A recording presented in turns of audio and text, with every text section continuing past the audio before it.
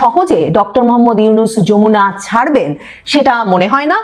আর doctor Mohammad Yunus Jamuna না ছাড়লে এই যে ক্ষমতা হস্তান্তর প্রক্রিয়াতে গিয়েও একটা সমস্যা বাধাতে পারেন ডক্টর মোহাম্মদ ইউনূস। কারণ যে দলটি পরাজিত হবে, যে পক্ষটি পরাজিত হবে, সে পক্ষ যদি নির্বাচনের ফলাফল না মানে, নির্বাচনের ফলাফল তারা না মানলে যে অস্থিতিশীলতার সৃষ্টি হবে, তার মধ্যে কি করে নতুন সরকার ক্ষমতায় নেবে? তখন কি একটা দীর্ঘমেয়াদী সময় অন্তর্বর্তীকালীন সরকারকেই ক্ষমতায় থেকে যেতে হবে?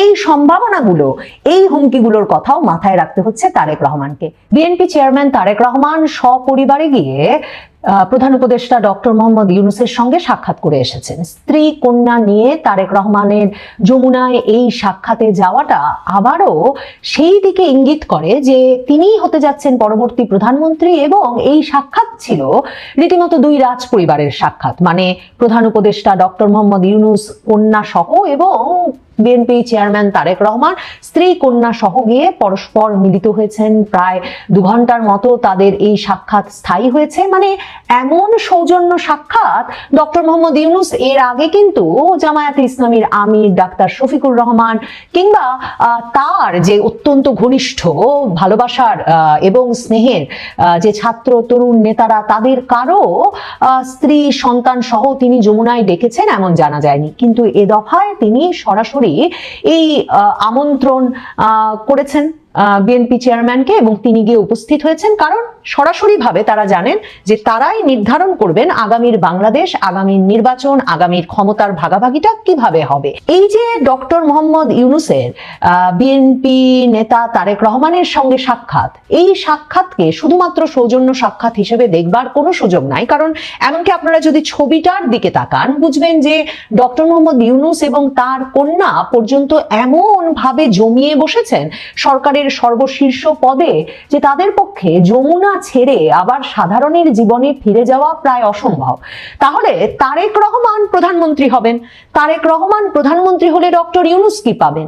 এই ভাগাভাগিটা না হলে যে ডক্টর মোহাম্মদ ইউনূস হয়তো নির্বাচনটা করতে দেবেন না, আর নির্বাচনটা হয়ে গেলেও ক্ষমতা হস্তান্তর প্রক্রিয়াটা খুব শান্তিপূর্ণভাবে হবে না, সে সন্দেহ কিন্তু মার্কিন যুক্তরাষ্ট্র সহ পশ্চিমা বিশ্বের দেশগুলোর ঘোরতর ভাবে আছে। সে সন্দেহ বিএনপিরও না থাকবার কোনো কারণ নাই। কারণ তাদের সঙ্গে এই আলাপটা দীর্ঘ সময় ধরেই হচ্ছে যে কি করে ডক্টর মোহাম্মদ ইউনূস আর তার যেসব মানে সুবিধাভোগীদেরকে তিনি বিভিন্ন দেশ থেকে উড়িয়ে এনেছেন তাদের কি ব্যবস্থা হবে, বিশেষভাবে ডক্টর মোহাম্মদ ইউনূসের কি ব্যবস্থা হবে। তিনি যদি কোনো একটা শীর্ষ রাষ্ট্রীয় পদ ধরে না রাখতে পারেন তাহলে তার প্রতিষ্ঠানগুলোর কি হবে, তার যে ব্যবসা পাতি তিনি ব্যাপক হারে সাজিয়ে বসেছেন, নতুন নতুন বিভিন্ন লাইসেন্স নিয়েছেন, যেমন ধরুন জনশক্তি রপ্তানির ব্যবসার লাইসেন্স নিয়েছেন, তিনি নতুন করে ইউনিভার্সিটি করবার লাইসেন্স নিয়েছেন, কর মওকুফ করিয়েছেন শত শত কোটি টাকার, এবং এই যে অনির্দিষ্টকাল ধরে তিনি গ্রামীণ ব্যাংকের মাথায় থাকবেন সেটা যে নিশ্চিত করে নিয়েছেন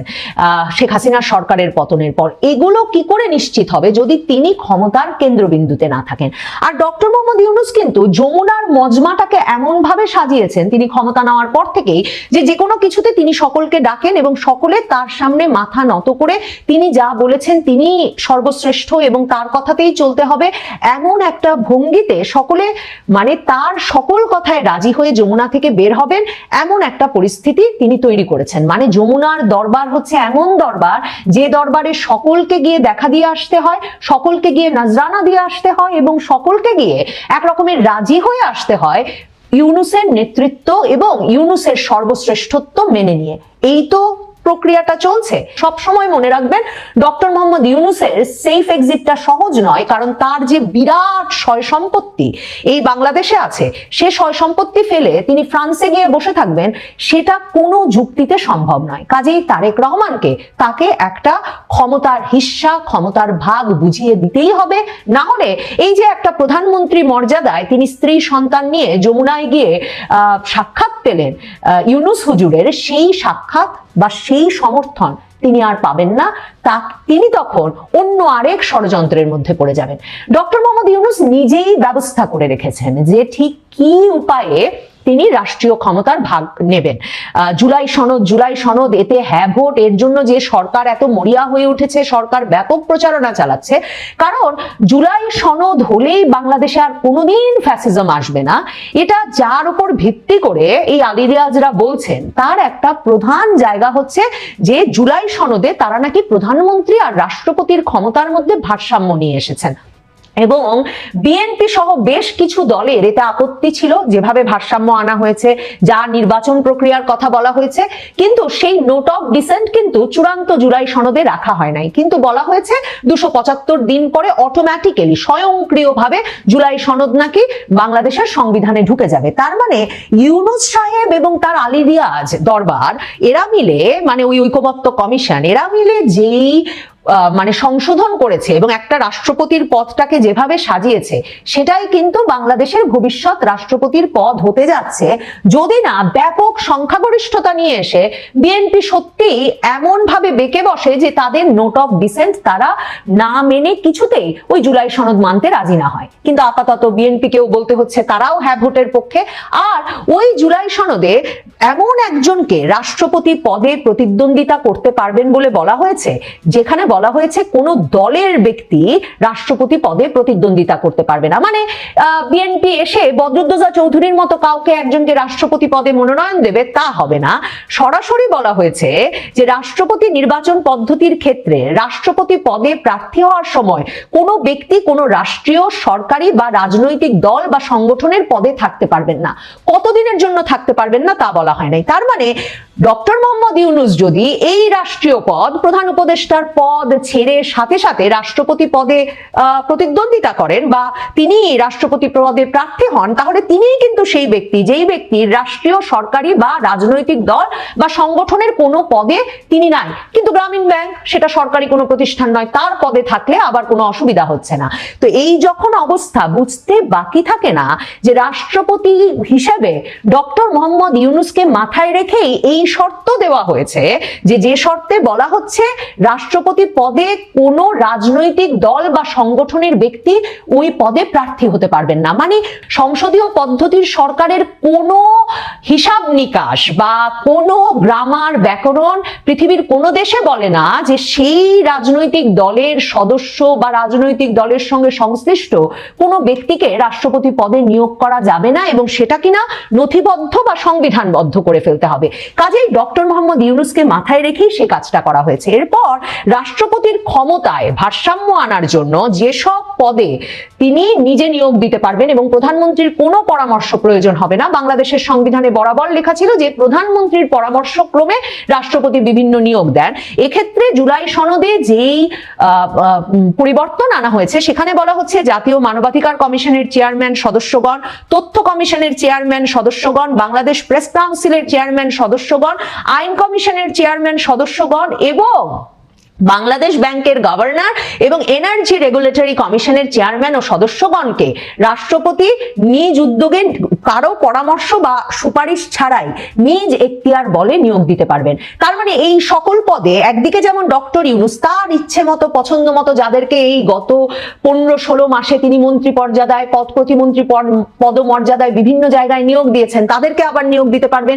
এখানে তিনি আবার নতুন করে তার একটা কোটারি গ্রুপ সৃষ্টি করতে পারবেন। তার চেয়েও ইন্টারেস্টিং, মানবাধিকার কমিশন, তথ্য কমিশন, প্রেস কাউন্সিলের বাইরে এখানে জুলাই সনদে বাংলাদেশ ব্যাংকের গভর্নর নিয়োগের দায়িত্ব রাষ্ট্রপতিকে দেওয়া হয়েছে। এটাও প্রধান উপদেষ্টা ডক্টর মোহাম্মদ ইউনূসকে মাথায় রেখে, কারণ তার গ্রামীণ ব্যাংক পরিচালনার পুরো বিষয়টা যাতে তার হস্তগত থাকে। হঠাৎ করে বাংলাদেশ ব্যাংক যাতে আবার বলতে না পারে যে 65 বছরের বেশি কেউ আর ব্যাংক চালাতে পারবে না, সেই নিয়ম গ্রামীণ ব্যাংকেও মানতে হবে, কিংবা গ্রামীণ ব্যাংকের উপর যাতে কোনো রকম নিয়ম নীতি বাংলাদেশ ব্যাংক পরিচালনা করতে না পারে। কাজেই সেই ক্ষমতাটা তিনি নিয়ে বসে থাকবেন। আরেকটা কোন ক্ষমতা এই নতুন রাষ্ট্রপতি পেতে যাচ্ছেন, সেটা হচ্ছে এনার্জি রেগুলেটরি কমিশনের চেয়ারম্যান ও সদস্যগণকে তিনি নিয়োগ দেবেন।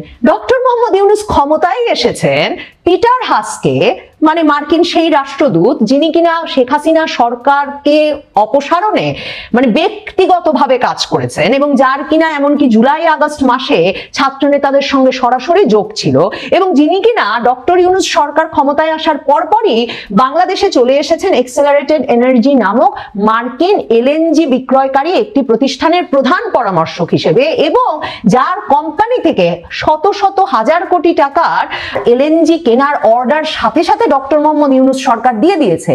সেই ব্যবসায় যে কত বড় লাভ ডক্টর মোহাম্মদ ইউনূস তো সেটা জানেন। তিনি জানেন এমন ব্যক্তিকে ব্যবসা দিলে কি লাভ, সেই ব্যবসার কমিশনে কত লাভ। কাজেই এই এনার্জি রেগুলেটরি কমিশনের ব্যবসাটাও রাষ্ট্রপতির ক্ষমতা বলে তার কাছে রাখা হচ্ছে। কাজেই পুরো বিষয়টা, রাষ্ট্রপতি পদে কে বসবেন, তার কি কি ক্ষমতা থাকবে, এই পুরো বিষয়টা জুলাই সনদে নথিবদ্ধ করেছেন, লিপিবদ্ধ করেছেন আলী রিয়াজ ডক্টর মোহাম্মদ ইউনূসকে মাথায় রেখে।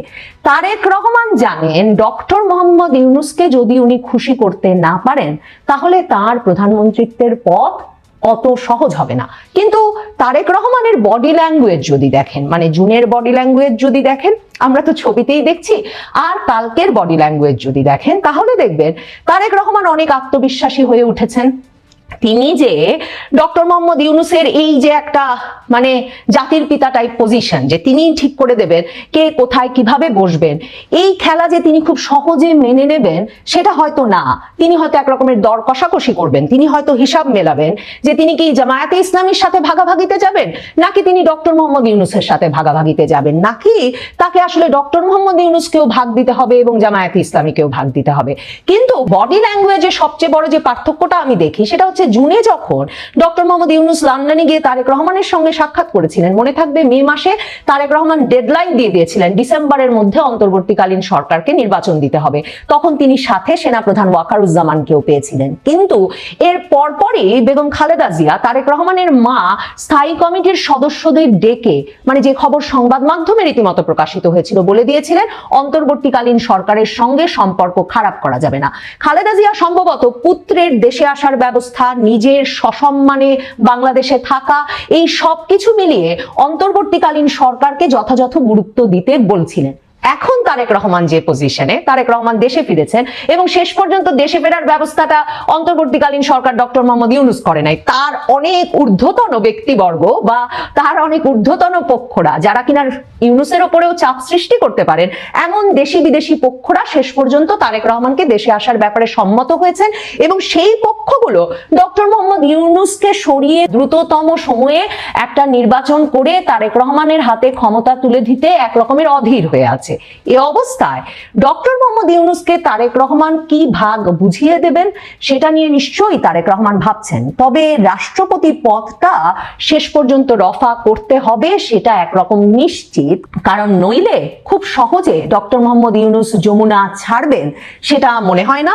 আর ডক্টর মোহাম্মদ ইউনূস যমুনা না ছাড়লে এই যে ক্ষমতা হস্তান্তর প্রক্রিয়াতে গিয়েও একটা সমস্যা বাঁধাতে পারেন ডক্টর মোহাম্মদ ইউনূস। কারণ যে দলটি পরাজিত হবে, যে পক্ষটি পরাজিত হবে, সে পক্ষ যদি নির্বাচনের ফলাফল না মানে, নির্বাচনের ফলাফল তারা না মানলে যে অস্থিতিশীলতার সৃষ্টি হবে, তার মধ্যে কি করে নতুন সরকার ক্ষমতায় নেবে? তখন কি একটা দীর্ঘমেয়াদী সময় অন্তর্বর্তীকালীন সরকারকে ক্ষমতায় থেকে যেতে হবে? এই সম্ভাবনাগুলো, এই হুমকিগুলোর কথাও মাথায় রাখতে হচ্ছে তারেক রহমানকে। কাজেই তারেক রহমান জানেন প্রধানমন্ত্রীত্বের বিনিময়ে ডক্টর ইউনূসকে তার কিছু না কিছু দিতে হবে, এবং সেটা সেফ এক্সিট নয়। কারণ বাংলাদেশের এত সুখ সুবিধা ক্ষমতা ছেড়ে যমুনা ছাড়তে ডক্টর মোহাম্মদ ইউনূস কিংবা তার কন্যা কেউ রাজি নন। যমুনা ছেড়ে বঙ্গভবনে যাওয়ার স্বপ্নে বিভোর হয়েছেন তারা।